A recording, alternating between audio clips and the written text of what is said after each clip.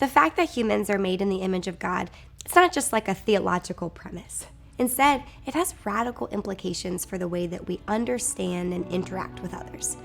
Being made in the image of God means that every single human being, regardless of what they believe about God, has intrinsic value and worth.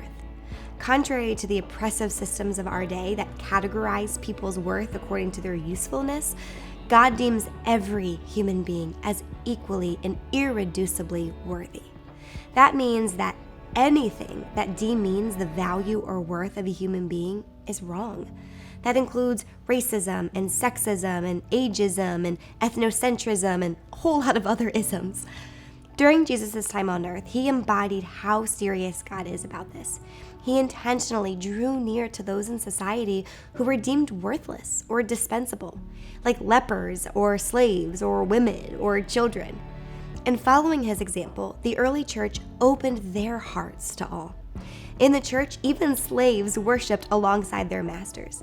And in this letter that Paul wrote to the church in Ephesus, he took a moment to address this reality. And he simply put, God has no favorites. It's easy to think that we're accepting. That's the mantra of our day, isn't it? To love and accept and affirm everyone. And yet we've subtly distorted God's acceptance to be something it wasn't ever intended to be. Our intrinsic worth doesn't come from the fact that every person is equally valid in their opinions or beliefs. No, our intrinsic worth comes from the fact that the very source of truth, God, made each one of us. Our worth does not originate in us, rather it was given to us. And that is a very important distinction. We are called to look for and embrace the image of God in every person.